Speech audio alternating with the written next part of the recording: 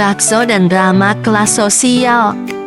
Bian dengan jaket lusuhnya yang kayak peninggalan zaman penjajahan, nekat mengikuti Sansan masuk gang kecil. Ternyata gang itu kayak portal rahasia. Dari luar kelihatannya sempit, dalamnya malah mentok ke perumahan mewah. Sesampainya di rumah Sansan yang gede kayak istana, Nea lagi nongkrong di teras bareng teman-temannya. Begitu lihat kakaknya datang bawa barang bukti berupa cowok, Nea langsung beraksi kayak detektif. "Kak, ini siapa? Kok bajunya kayak baru dicuri dari laundry?" Sansan jawab santai, "Temen yang sering bantuin tugas. Yuk traktir bakso Nea, pesenin yang banyak ya." Nea langsung telepon abang bakso langganan di sebelah sambil teriak, "2 porsi bakso urat mamang, yang 1 buat tamu misterius."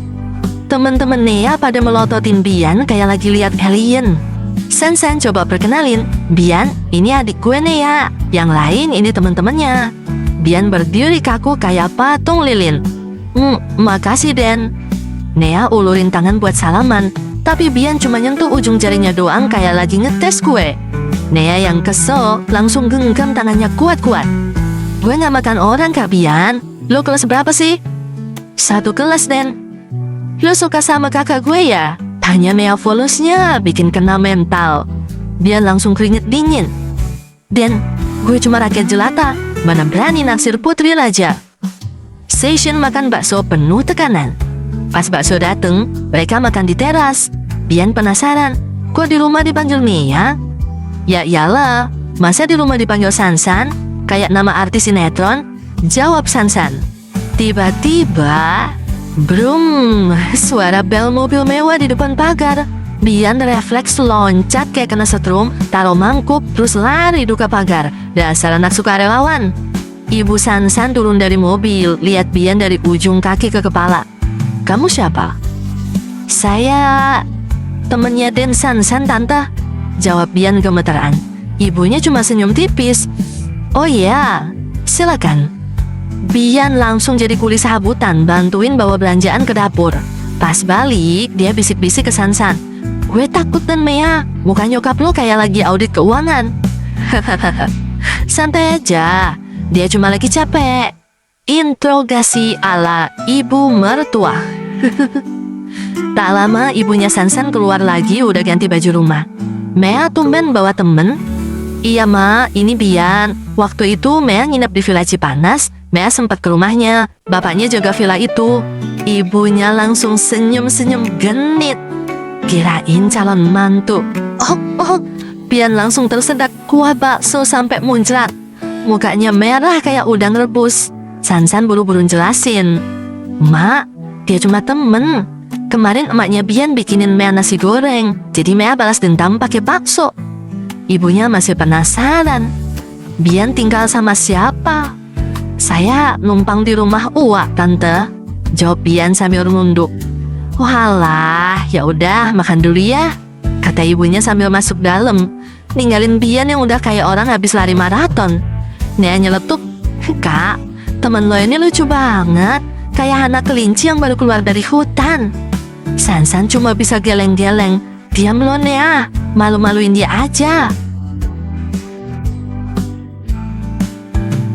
Sansan sadar, daripada baper, mending beli gorengan. Hari-hari berikutnya buat Sansan kayak lagu dangdut, sedih-sedih tapi tetap bisa joget. Gosip makin menjadi, tatapan miring makin banyak. Tapi Sansan udah nemu jurus andalan. Bodo amat level dewa. Dia sadar, ngapain gue dengerin omongan orang? Mereka aja bayar SPP sama-sama. Masa iya gue harus bayar mental health gue buat mereka? Drama pagi yang kocak. Suatu pagi, Sansan kesiangan gara-gara semalam kebanyakan stalking mantan. Mantan kah? Motor tuanya nambah masalah dengan mogok di jalan. Pas sampai gerbang sekolah, Pak Satpam udah kayak hakim pengadilan. Telat 5 menit Sansan, masuk samping aja. Sansan ngos-ngosan kayak habis dikejar debt collector. Malah nemuin Bian, lagi asyik periksa ban motor yang bunyinya kayak orkestra sampah. Dan telat, sapa Bian yang mukanya kayak habis lari maraton. "Motor gua mogok nih," keluh Sansan. Bian nunjuk motornya sendiri yang juga kompak mogok. "Wah, kita seperjuangan nih. Motor gue bunyinya kayak kucing kesetrum. Obrolan sok bijak tapi bikin adem. Bian perhatiin Sansan sambil senyum-senyum. Wah, muka lo udah cerah lagi. Kemarin-kemarin kayak hantu pocong. Hehe, gue udah belajar ilmu baru. Seni untuk nggak peduli. Wah, mantep itu. Orang ngomong mah gratis. Masa kita yang bayar pakai kesehatan jiwa? Timpal Bian. Sansan melirik. Bian, kok lo selalu muncul pas gue lagi kena masalah?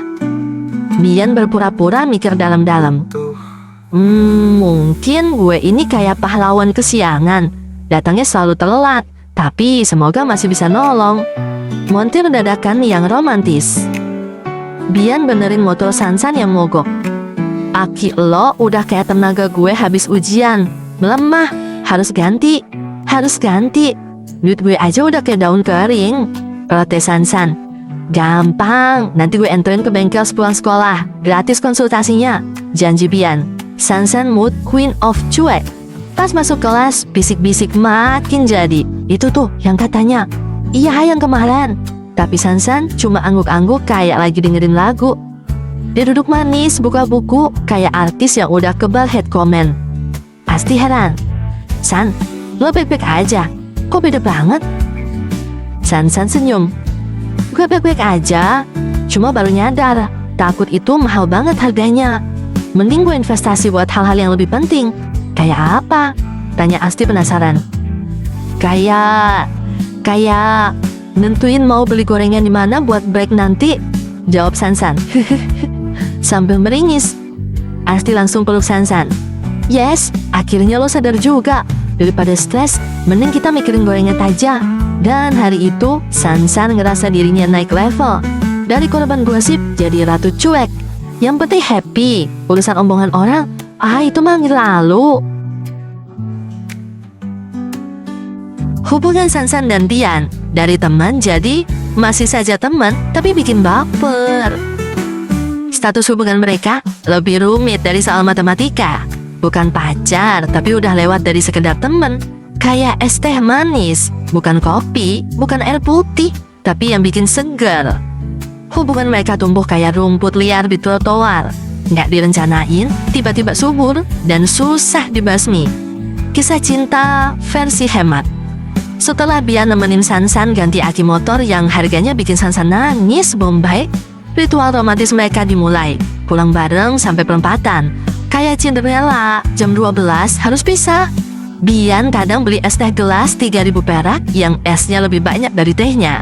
Sansan sesekali nyuruh Bian mampir warung. Alasannya, lagi pengen dengerin celotehan lo yang absurd. Filsafat sore ala anak motor mogok. Suatu sore, Sansan lagi mood sok bijak. Bian, gue baru nyadar, hidup gak harus wah, yang penting asli. Bian yang lagi asik ngupas kacang nyeletuk. Hidup gue tuh kayak kacang ini, kecil, biasa aja, tapi kalau digoreng, enak. Sansan geleng-geleng sambil ketawa. Lo tuh kalau ngomong selalu bikin semuanya jadi sederhana ya. Ya iyalah, hidup ini udah ribet. Masa hubungan kita harus dibikin pakai mikir susah-susah? Pencerahan Sansan, villa versus warung. Disitulah Sansan nyadar, selama ini dia kebanyakan ngejar yang wah-wah. Padahal yang dia butuhin cuma yang tulus. Dunia dia yang serba mewah ternyata bikin sesak. Sementara dunia Bian yang serba seadanya malah bikin lega. Mungkin cuma Bian yang bisa bikin dia ketawa ngeliatin orang kepleset kulit pisang. Rela nemenin dia nungguin hujan reda sambil nyanyi lagu dangdut fales. Ngebela dia pakai logika yang gak masuk akal, tapi bikin hati adem. Mereka belum pacaran, tapi Sansan udah ngerasa ini yang namanya cinta versi warung kopi. Sederhana, hangat, dan gak bikin pusing. Dan untuk sekarang, hubungan kayak gini udah lebih dari cukup. Lebih melegakan daripada gengsi. Lebih menenangkan daripada kemewahan. Yang penting, happy. Urusan status, itu mah bisa belakangan.